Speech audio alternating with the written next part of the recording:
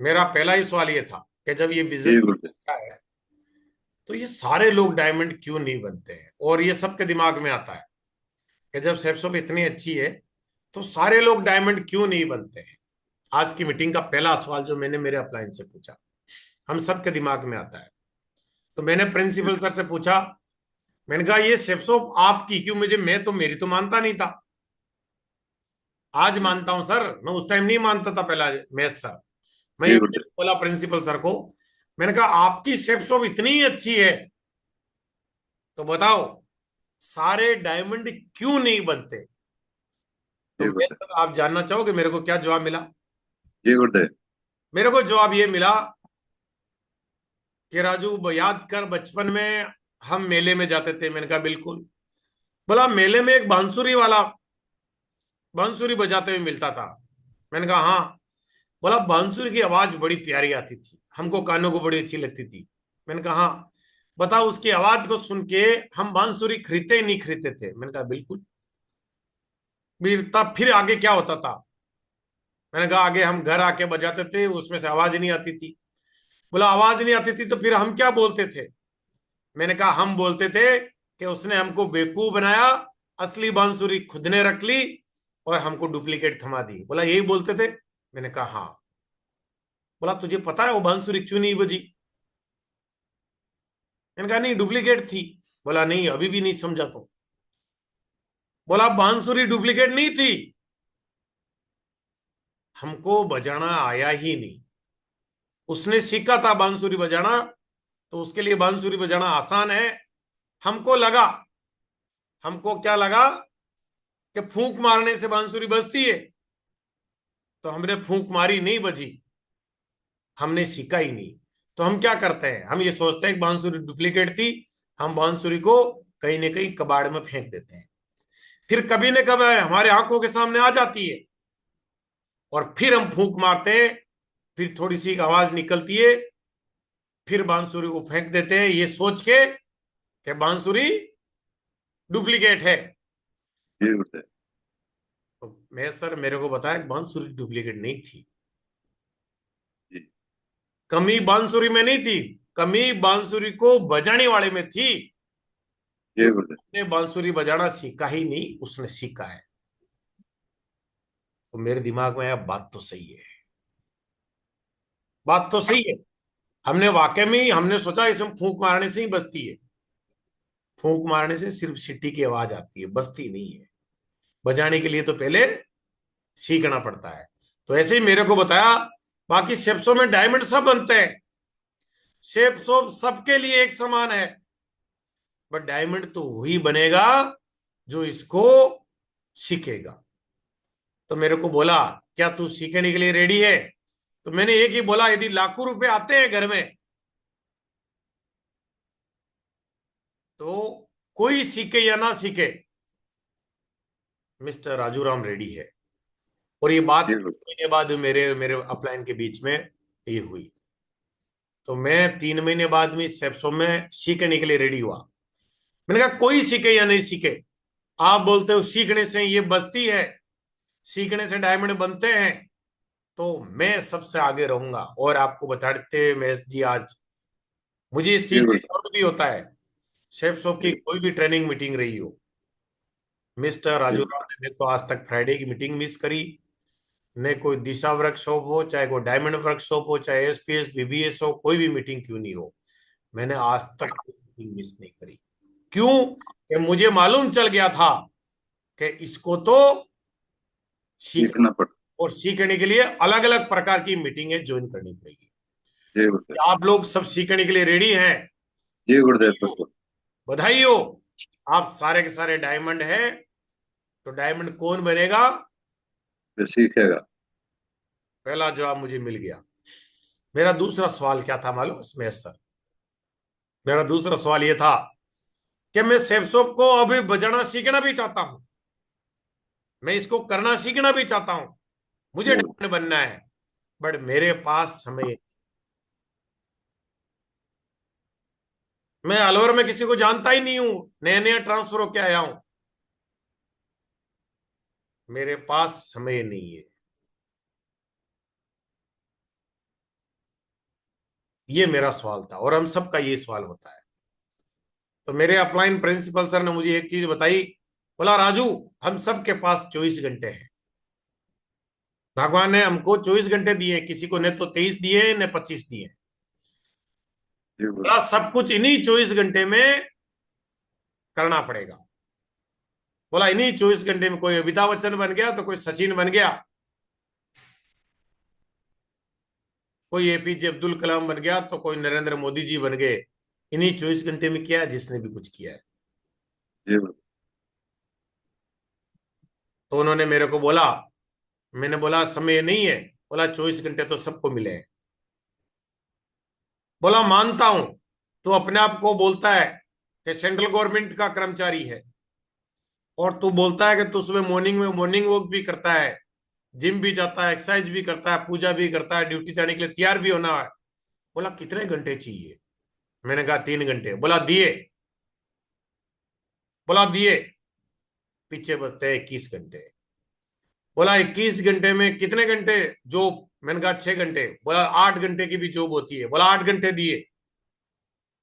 मैं, सर, 8 घंटे दिए। बोला, पीछे कितने समय बचता है? मैंने कहा 13 घंटे। बोला, आप अपने हर किसी भी चीज से समझौता नहीं करते। आपको 2 घंटा ड्यूटी से आने का भी लगता है, फ्रेश होने का भी लगता है। बोला, दिए। पीछे बचते हैं 11 घंटे। बोला, तू नींद में भी 1 मिनट भी समझौता नहीं करना चाहता। बोला, मैं बिल्कुल 6 घंटे नहीं ने 8 घंटे की नींद लूंगा। बोला, दिए। पीछे कितने बचे हैं? 3 घंटे। 3 घंटे। और मैं, सर, सच बता रहा हूं, मेरे को अगली लाइन जो उन्होंने बोली ने, बोला, राजू, इन्हीं 3 घंटों को लोग अपने शौक के हिसाब से बिताते हैं। जी कुछ गुरुदेव। लोग टीवी देखते हैं, कुछ लोग न्यूज़पेपर देखते हैं, कुछ लोग मोबाइल में रील देखते हैं, कोई सोशल साइट देखते हैं, कोई यूट्यूब देखते हैं, कोई फोन पे बिताते हैं, कोई आसपास में कहीं बैठ के झूठी पंचायती करता है, कोई समाज की पंचायती करता है, कोई तेरी मेरी करता है, कोई किसी की बुराई करता है। बोला, इन्हीं 3 घंटों को लोग अपने शौक के हिसाब से निकालता है। जी गुरुदेव। मेरे समझ में आ गया, हाँ यार, सब कुछ तो मिल गया। सुबह के 3 घंटे एक्सरसाइज के मिल गए, 8 घंटे जॉब के मिल गए, 2 घंटे आने जाने के मिल गए, नींद में भी 8 घंटे में सोता नहीं हूँ, 6 घंटे ही सोता हूँ। फिर मैंने कहा 8 घंटे यहाँ पे भी मिल गए। और मुझे मालूम है क्या बोला? बोला, इन्हीं 3 घंटे का सही इस्तेमाल करके तू जिंदगी बदल सकता है तेरी। जी गुरुदेव। तो मेरा ये सवाल मुझे जवाब मिल मुझे जवाब मिल गया। फिर उन्होंने मुझे बोला कि यदि ज्यादा भरोसा है किसी को शेफ शॉप पे, तो इस समय को बचा भी सकता है। कैसे बचा सकता है? कि 8 घंटे की जगह 6 घंटे सो, तो 3 और 2 5 घंटे। जी गुरुदेव। इसमें आप अपने आप को 2 घंटे 1 घंटा वहां पे भी निकालो, तो आदमी चाहकर भी 6 घंटे इस बिजनेस को आराम से दे सकता जी गुरुदेव। है। हम बोला, चलो 3 घंटे भी। वो आदमी जितने महत्वाकांक्षा होता है उसके हिसाब से इन 3 घंटे को बढ़ा सकते हैं। जी गुरुदेव। अब आपको मालूम, मेरा तीसरा सवाल, पहला सवाल कि सारे लोग डायमंड क्यों नहीं बनते हैं, तो मुझे समझ में आ बता दिया कि डायमंड बांसुरी को सीखना पड़ता है, शेप्स को सीखना पड़ता है। जो सीखेगा वो डायमंड बनेगा, जो नहीं सीखेगा उसको विश्वास ही नहीं होगा कि बांसुरी असली है नकली है। जी ठीक। गुरुदेव। उसको तो ऐसा लगेगा कि नहीं, कुछ लोग किस्मत से डायमंड बनते हैं। दूसरा मेरा सवाल क्या था? कि मेरे पास समय नहीं है। तो मुझे बता दिए कि आप कुछ भी कर लो, 3 घंटे तो हर आदमी को मिलते हैं।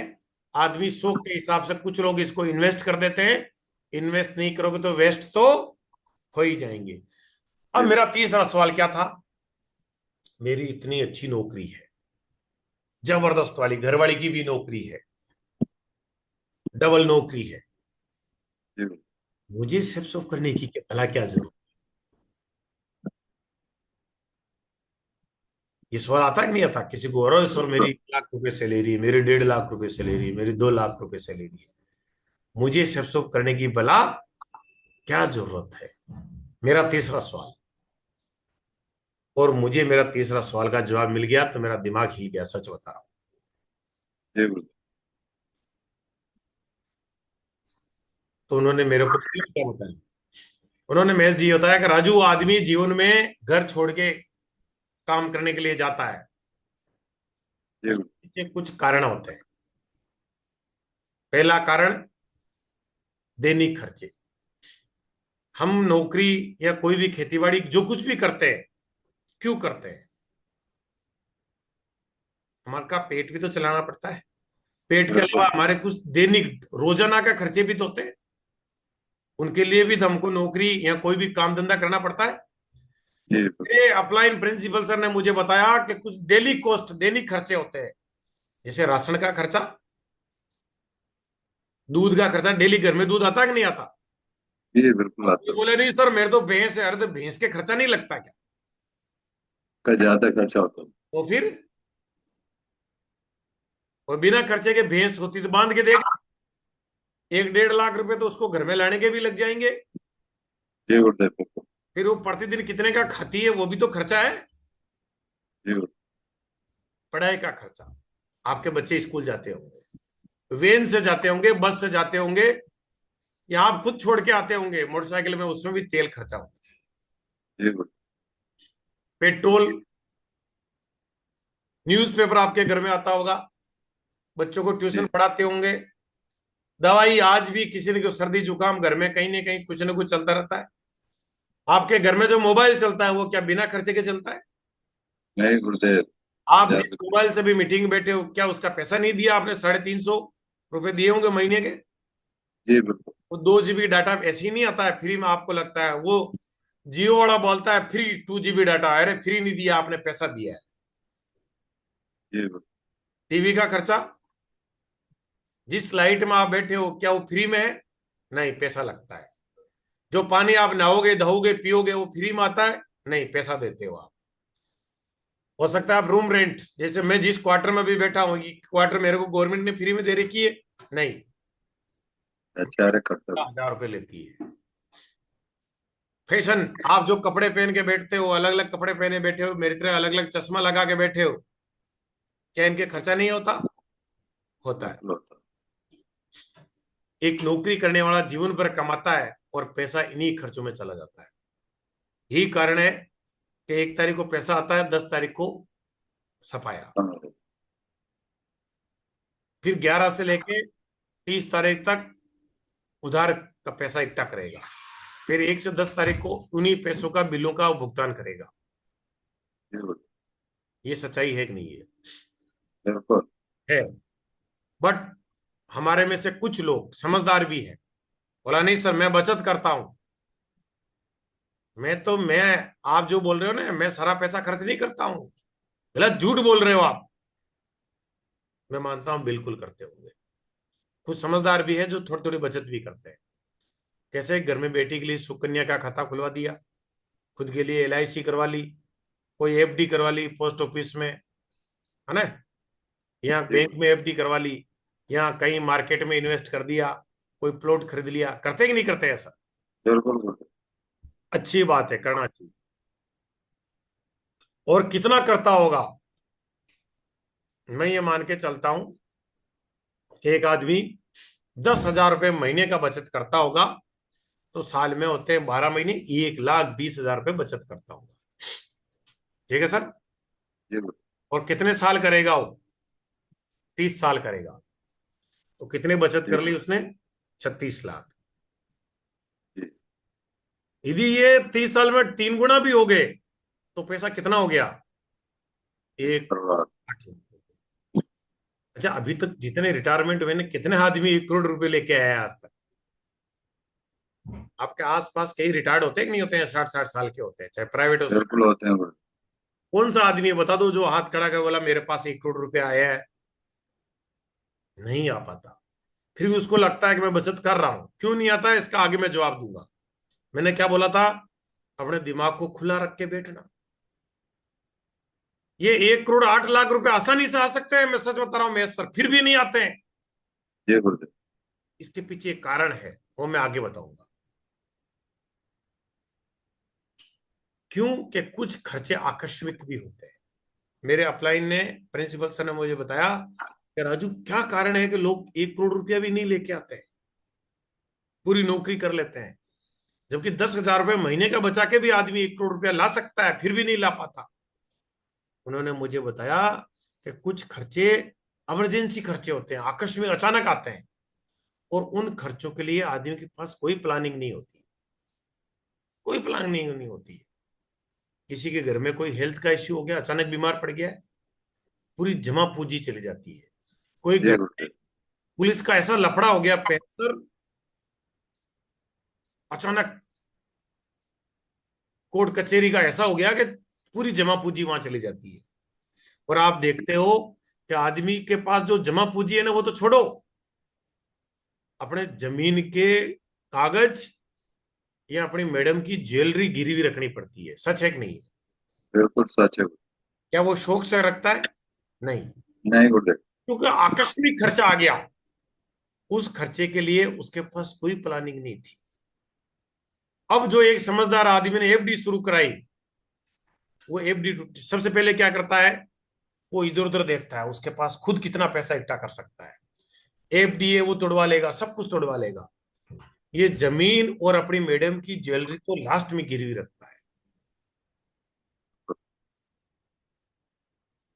तो आकस्मिक खर्चे तो किसी के भी आ सकते हैं ना सर। बिल्कुल गुरुदेव। ये कारण होते हैं कि एफडी टूट जाती है इंसान की। फिर उन्होंने मुझे एक चीज और बताई, कुछ खर्चे भविष्य के हैं जिनको आप टाल ही नहीं सकते, आप नहीं टाल सकते। बच्चों की शादियां करनी पड़ेगी, नहीं पड़ेगी? बिल्कुल गुरुदेव। और हकीकत क्या है कि जब बच्चों की शादियां करनी होती है ना, इधर उधर सगे संबंधियों से पैसा उधार लेना पड़ता है। जी। कुछ खर्चे, अच्छी एजुकेशन, बिटिया बोलती है मुझे डॉक्टर बनना है, बेटा बोलता है मुझे इंजीनियर बनना है, और अचानक बोल दिया बेटे ने कि नहीं नहीं, मेरा तो डोनेशन में हुआ है सिलेक्शन, 50 लाख मुझे वहां डोनेशन बैंक गारंटी देनी है। तो आप क्या बोलोगे? एक जिम्मेदार हो तो कहीं से कहीं तो आप जुगाड़ करोगे। बिल्कुल सर।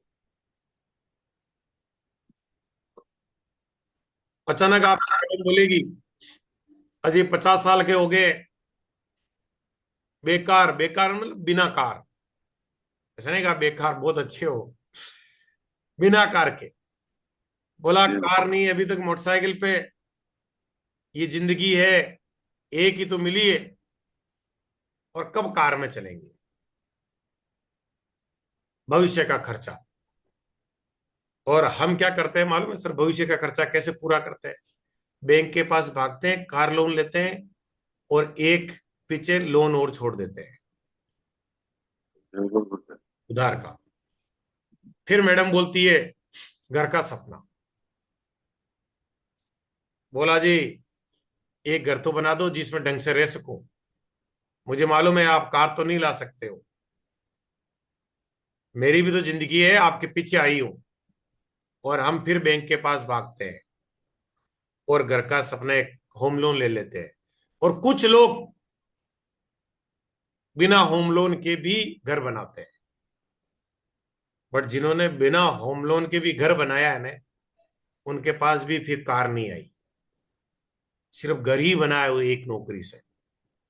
ये सच्चाई है। जी गुरुदेव। भविष्य का खर्चा, पूरी जिंदगी भर मेहनत करी सिर्फ एक घर बनाने के लिए।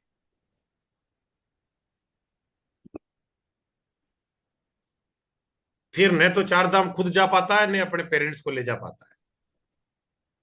खुद के सपने सपने ही रह जाते हैं।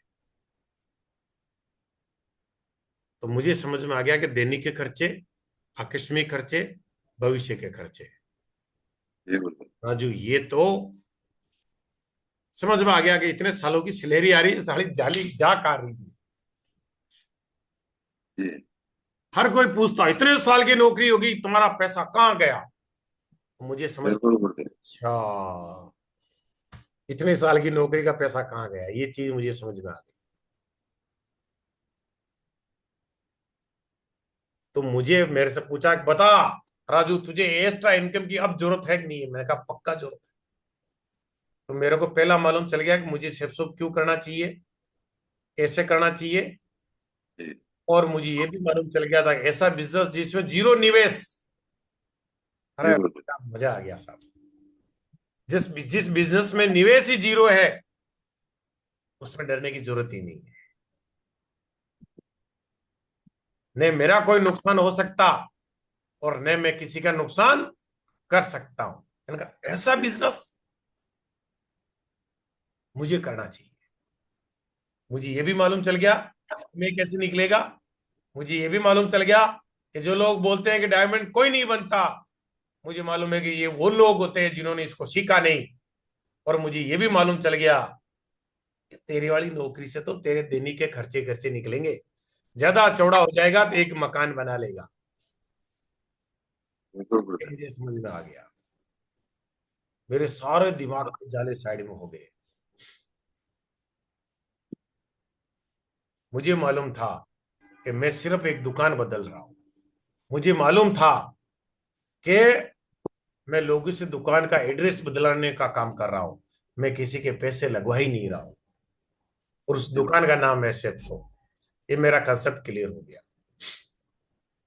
फिर उन्होंने मुझे एक चीज और बताई, उसी दिन बता दी। बोला सेप्सो में सफलता के कुछ सीक्रेट है, बता देता हूं। मैंने कहा बता दो। तो मुझे वो 8 स्टेप बता दी मेरे सर। पहला कि यहां मेरे को बोला कि कभी खुद बड़ा मत बन जाना। बोला बड़ा जी। तो इस सेप्सो में वो बना है जो सिस्टम को फॉलो करता है। जी बिल्कुल। बोला अपने ईगो को रख देना साइड में। ये मत समझना कि धर्माराम तो छोटा भाई है, बहुत कम पढ़ा लिखा है, पुलिस में कांस्टेबल है, उससे तू क्या सीखेगा। बोला वही सिखाएगा। बोला अपने आप को बड़ा मत मानना, बड़ा मानना सिस्टम। जी बिल्कुल। जो सिस्टम बोले वो काम करते जाना, खुद इसका एक पुजारी बन जाना। जी। बोला इतिहास लिख देगा तू। मैंने कहा सिस्टम क्या बोलता है। बोला सिस्टम पहला बोलता है कि हमेशा पॉजिटिव विचार दिमाग में रखना है, नेगेटिव आएंगे उनको डिलीट करते रहना। हमेशा पॉजिटिव काम चले उस टाइम। बोला कभी कभी काम चलेगा उस टाइम तू क्या अपने आप ही हर कोई पॉजिटिव रह लेता है। बोला मजा तो तब है जब काम नहीं चल रहा हो और फिर तू पॉजिटिव बातें कर रहा हो। जी बिल्कुल। मैंने कहा ये बेवकूफी नहीं होगी। बोला तेरे को बेवकूफी लग रहा है तो बेवकूफी कर जाना, बड़ी इतिहास लिख देगा। बोला अपने आप पे भरोसा रखना, अपलाइन पे भरोसा रखना, सिस्टम पे भरोसा रखना। बोला कि विश्वास में वो शक्ति है जो उजड़ी हुई दुनिया में प्रकाश कर देती है। जी बिल्कुल। बोला पॉजिटिव रहना। मैंने कहा रह लेंगे, हमेशा पॉजिटिव बात करेंगे। ये बोलेंगे काम कैसा चल रहा है, जबरदस्त। क्या करने वाले हो, इतिहास लिख के दिखाएंगे खानदान में। जी बिल्कुल। ऐसा पॉजिटिव बात करेंगे। दूसरा मैंने मेरे को उन्होंने बताया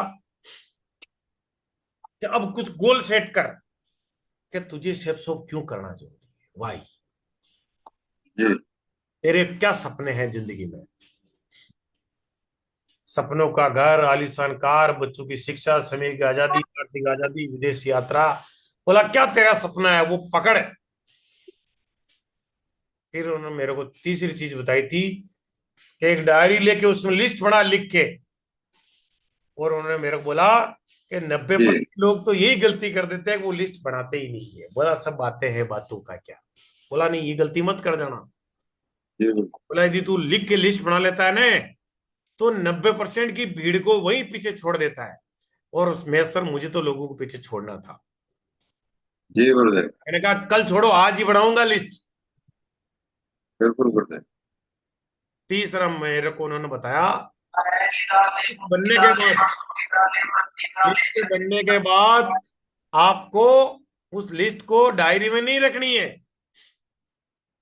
आपको शो दी प्लान, लोगों को आपके पास में क्या बिजनेस योजना है वो बतानी है। जी गुरुदेव। मेरे को तो टूटा फूटा आता है बिजनेस प्लान। हेलो मेरे को क्या बोला। मैंने कहा मेरे को तो जी। बहुत अच्छे से नहीं आता। उन्होंने बोला कि दुनिया का सबसे अच्छा बिजनेस प्लान वो है जो आपने दे दिया। जी अच्छा गुरुदेव। या बुरा कुछ नहीं होता है। बोला हो सकता है कि आज जितना आप जानते हो सकता है अगला उतना ही नहीं जानता। जी आप गुरुदेव। दे दिया ना, वो सबसे अच्छा बिजनेस प्लान है। और मेरे को बोला कि धीरे धीरे अपने आप अच्छा भी सीख जाएगा। बोला तू गाड़ी खरीद ली और तू ये सोच के बैठा है कि सारे सिग्नल ग्रीन होंगे तब तू गाड़ी चलाएगा, सारी रोड के खड्डे भर जाएंगे तब गाड़ी बाहर निकालूंगा। नहीं, बोला ऐसा सोचेगा ना तो गैरेज में खड़ी रह जाएगी। बोला कोई भी आदमी पूरा सीख के ही नहीं, जितना आता है उतना सीख करो, प्लान खुद दो। तो मेरे को ये चीज भी समझ में आ गई। फिर उन्होंने मुझे बताया कि जब तक प्लान देते हैं ना तब तक 10% ही काम होता है, 90% काम तो इस फॉलोअप में है। बट मेरे को उन्होंने कुछ आंकड़े बताए। मालूम है क्या बताए? बोला जी राजू, गुरुदेव। करना लोग गलती क्या करते हैं, लोग गलती ये करते हैं, प्लान देते हैं ना 100 में से, मान लो 100 लोगों को प्लान दिया, उनमें से 48% लोगों के पास तो दूसरी बार जाते ही नहीं है, वो मना करते बिल्कुल। हैं। और पहली बार में लोग ये सोच लेते हैं अरे सर उसने तो मना कर दिया, वो ज्वाइन नहीं होने वाला। बोला ये एक गलती, सच्चाई है गुरुदेव। बोला ये गलती मत करना। फिर मेरे को उन्होंने बोला कि 25% लोगों के पास सिर्फ 2 बार जाते हैं हम। और बोला जी गुरुदेव। 12% लोगों के पास सिर्फ 3 बार जाके आदमी बंद कर देता है फॉलो, 3 बार में निचोड़ निकाल लेता है। मालूम उन्होंने मेरे को क्या बोला? बोला 100 में से सिर्फ 10 लोग ही होते हैं प्लान दिए हुए जिसके पास आदमी 3 से ज्यादा बार जाता है। तो बोला इतने लोग आते कि नहीं मनाते? बोला वही लोग आते हैं जिनसे 3 से ज्यादा बार जाते हैं। बोला 5 से 12 बार चला जाना, 100 के 100 आएंगे। कभी ये मत सोचना कि ये आएगा कि नहीं आएगा, मना कर रहा है तो करने दो। मेरे को बोला तूने कितने महीने मना किया? मैंने कहा 8 महीने। बोला क्या जी मैं गुरुदेव। छोड़ा? बोला नहीं। तो बोल फिर तूने 8 महीने तक लगातार मना किया, मैंने तो कभी नहीं जी। सोचा कि राजू ज्वाइन नहीं करेगा। जी गुरुदेव। तो मेरे बात समझ में आ गई। मैंने कहा असली ताकत तो यह है, जी असली ताकत बिल्कुल। इसमें है, फॉलोअप में है। तो फॉलोअप करना जरूरी है। फिर उन्होंने मेरे एक बात बताई, अटेंड ऑल सिस्टम एक्टिविटीज। कोई भी ट्रेनिंग मीटिंग हो चाहे कहीं भी जाना हो, हिंदुस्तान के किसी भी कोने में जाना क्यों नहीं पड़े, सबसे आगे अपने आप को रखना। जी मैंने कहा गुरुदेव। बिल्कुल, और वो दिन है आज। फिर मेरे को ये उन्होंने एक स्लाइड भी बताई बिल ब्राइट साहब की। मैंने कहा मुझे तो वो बताओ जिस आदमी ने सबसे बड़ा काम किया है, उसने ऐसा क्या किया? तो उन्होंने मुझे स्लाइड बताई। बोला एक बिल ब्राइट साहब थे। बिल ब्राइट साहब थे, उन्होंने क्या किया? उन्होंने 1200 लोगों की लिस्ट बनाई, उनमें से 900 लोगों ने रिजेक्ट कर दिया, 300 लोगों ने हाँ बोला, और 300 में से 85 लोग ज्वाइन हुए। 85 में से सिर्फ 50 लोग कभी मीटिंग ट्रेनिंग में नहीं आए, 35 लोग सीरियस थे, और 35 लोग ही ट्रेनिंग मीटिंग में आते थे। 35 में से 11 लोगों ने मिलनियर बना दिया। सा जी गुरुदेव। समझ में आ गया बिजनेस कि ये सफलता का सीक्रेट है। ठीक है सर। फिर जी उन्होंने गुरुदेव। मेरे को एक चीज और बताई। बोला तेरे जो गोल लिखे ना, इन गोल को पूरा करने के लिए कुछ लोगों से लड़ना पड़ेगा तेरे को। मैंने कहा लड़ना जी पड़ेगा? गुरुदेव। बोला हाँ। मैंने कहा लड़ाई लड़ाई मेरे से नहीं होती, मैं आज तक किसी कुत्ते पे पत्थर नहीं मारा, आप लड़ने की बातें कर रहे हो। जी गुरुदेव। बोला लड़ाई लड़नी पड़ेगी। बोला सबसे पहले तो अपने आप से लड़ना पड़ेगा, अपने ईगो से लड़ना पड़ेगा। जी। तुझे लगेगा कि यार मैं और लोगों से मिलूं, ये ईगो तेरे को रोकेगा। बोला अपने आप के ईगो से लड़ना। लड़ जाएगा? मैंने कहा हाँ। बोला उसके बाद कुछ हेटर्स, नफरत करने वाले लोग भी होंगे, जो शुरुआती दौर में आपको बाधा बनते हैं स्टार्टिंग में, जी। जो कभी नहीं चाहते कि आप आगे बढ़ो। वो डायरेक्टली इनडायरेक्टली आपको रोकने की कोशिश करेंगे। बोला उनकी बातों में रुक मत जाना। मैंने कहा नहीं रुकूंगा। फिर उन्होंने बोला जिस समाज की तू चिंता कर रहा है वो समाज भी तेरे रास्ते में बाधा उत्पन्न करेगा। जरूर। वो भी तेरे को समाज की दुआई देगा, इधर उधर की बातें करेगा। बोला आपकी समाज में इज्जत है, वो है, ये है, झूठी आपके शान के कसीदे सुनाएगा आपको। वो ये बोलेगा कि इतनी अच्छी नौकरी कर रहे हो, जरूरत होती तो हमको बता देते। बोलेगा उनकी बातों में आके रुक मत जाना। मैंने कहा नहीं रुकूंगा। बोला कभी कभी जब आप चाहोगे वैसे रिजल्ट नहीं आएंगे तो आपको अंदर से गिल्टी फील होगी कि राजू तू क्या करने लग गया है। बोला अपनी गिल्टी से लड़ लेना। मैंने कहा लड़ जाऊंगा। बोला अभी बिजनेस में नया नया आया है तू, प्रतिदिन तेरे दिमाग में डाउट्स आएंगे, होगा कि नहीं होगा, कैसे होगा। प्रतिदिन तेरे दिमाग में सवाल पैदा होंगे। कभी अपलाइन के प्रति सवाल पैदा होंगे, कभी डाउनलाइन के प्रति सवाल पैदा होंगे, कभी सेपशॉप के प्रति सवाल पैदा होंगे, कभी प्रोडक्ट के प्रति सवाल पैदा होंगे। जी गुरुदेव। डाउट्स आएंगे। बोला जी। जब भी डाउट्स आए अपने डाउनलाइन से बात मत करना, अपने अपलाइन के पास फोन लगाना। बोला सर मेरा ये डाउट्स आ गया है, निकाल जी लेना। गुरुदेव। फिर उन्होंने एक बात बताई। मालूम है क्या बात बताई? बोला जूती चाहे शूज किसी भी ब्रांड के क्यों नहीं हो, जी। चाहे 10,000 का हो चाहे 200 रुपए का हो, जी गुरुदेव। यदि 10,000 वाले के अंदर भी एक कंकड़ आ गया ने तो आप दौड़ नहीं सकते।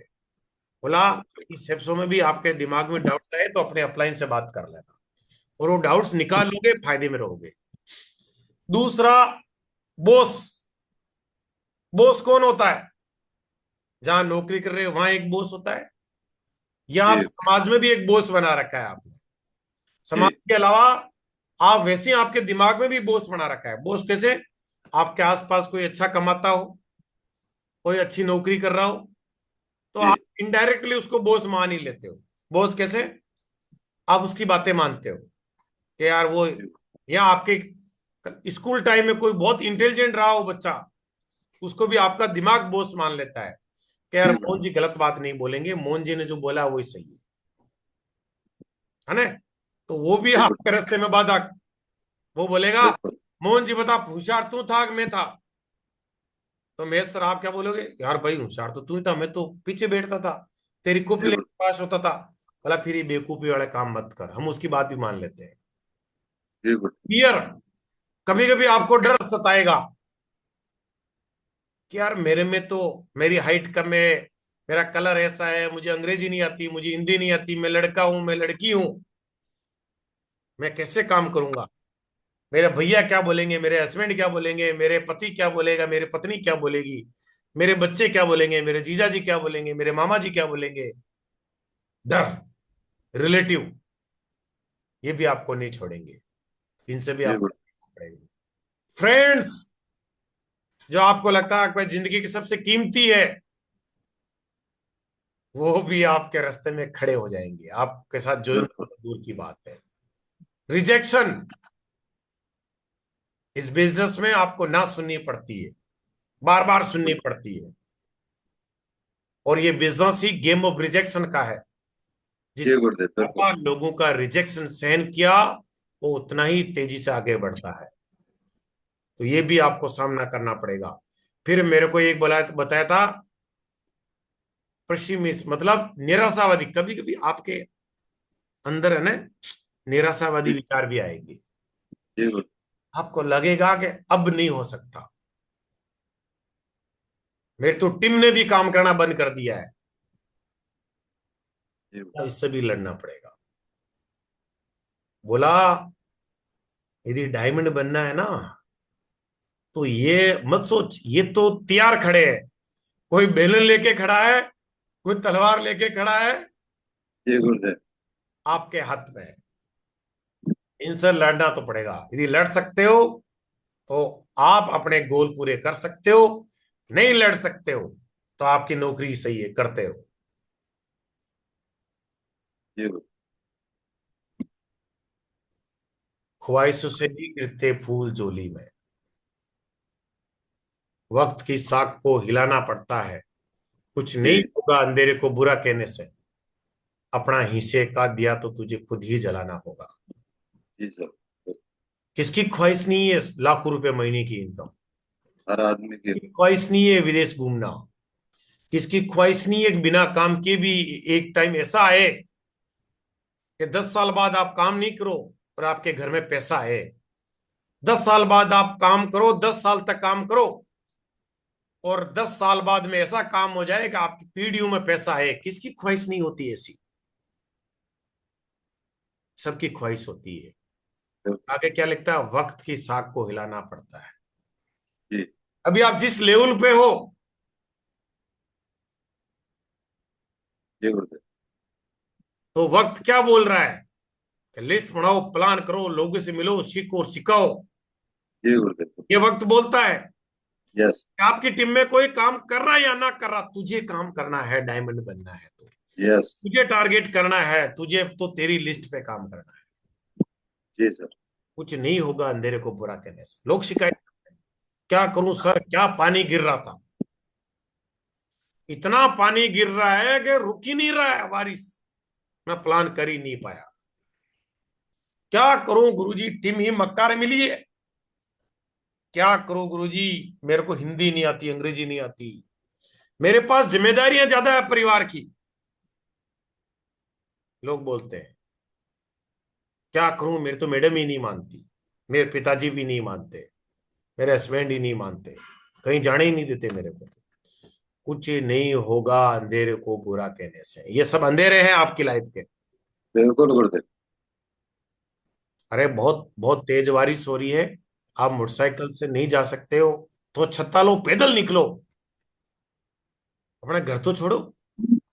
अरे मजा है मेरे दोस्त, बहुत तेज बारिश हो रही है बाहर, जी आप छाता लेके निकलो, सामने वाला भी आपको घर पे मिलेगा, कहीं भी नहीं जा पाएगा वो, ईमानदारी से आपकी बात सुनेगा कि उसको मालूम है कि बाहर तेज पानी गिर रहा है। ये आपके हाथ में है, आप क्या चुनते हो? जी गुरुदेव। अपने हिस्से का दिया तो तुझे खुद ही जलाना होगा। हमारे ग्रेट अपलाइन हमेशा बोलते हैं कि जी सेप्सो में गुरुदेव। सफल होने का क्या मंत्र है? एक ही मंत्र है, अपने हिस्से की जिम्मेदारी खुद लेनी पड़ेगी। खुद लेनी पड़ेगी। दूसरा मंत्र, अपने हिस्से की जिम्मेदारी तो लेनी ही पड़ेगी। और सफलता का तीसरा मंत्र गुरुजी क्या बताते हैं? अपनी सफलता की अपने सफलता की जिम्मेदारी तो तुझे हर काल में, हर हाल में लेनी ही पड़ेगी। एक ही मंत्र है। जी गुरुदेव। तो ये चीजें मुझे समझ में आ गई। मैंने भी एक डायमंड फंक्शन देखा था, आप लोगों ने भी देखा है। मुझे सच बता रहा हूं, उसके बाद चैन नहीं आया। जी गुरुदेव। क्योंकि बड़े मौके सिर्फ किस्मत वालों को नहीं मिलते हैं, ये सिर्फ सब कितने लोगों को मिलती है। बड़े मौके सिर्फ किस्मत वालों को नहीं, हर किसी को मिलते हैं, बस हर कोई पहचान नहीं पाता। हमारे घर में सिर्फ सब आई है ना, तो हमारी मर्जी से नहीं आई है। जी गुरुदेव। हमारी मर्जी से आती तो 10 साल पहले आ जाती, ऊपर वाले की मर्जी से आई है। इशारा समझो। बिल्कुल सर। जिन्होंने कतरा भी साथ दिया है, वक्त रहा, वादा रहा, वक्त आने पे उसे दरिया लौटा देंगे। इस सोच, यस गुरुदेव। उस सोच के साथ में काम करना है। एक सेल भी आपकी टीम में कोई लेके आया ना, जी गुरुदेव। मेरे दोस्त, उसका भी वैल्यू करो, उसकी भी रिस्पेक्ट करो। अरे क्या सर क्यूएसी करके वो काम ही नहीं कर रहा, अरे 2 लोग तो दिए, वो 2 लोगों को तू करवा लेता। जी बिल्कुल गुरुदेव। तो जिन्होंने आपकी इस, आप गोल्ड लेवल दिख रहा है महेश सर, आपके गोल्ड लेवल पे किसी का कतरा भर भी साथ है ना, उसका भी अच्छा सोचो। वो जी कोशिश करो गुरुदेव। कि वक्त आया तो दरिया लौटाऊंगा उसको, और ऐसा मौका दिया है। तो बधाई हो आप सभी को। आज की ये मीटिंग आप लोगों ने पूरी की, आपको भी मेरी तरह कुछ कारण मिले होंगे सेफ शॉप करने का। आपको भी ये इस सवाल का जवाब मिला होगा कि समय नहीं है।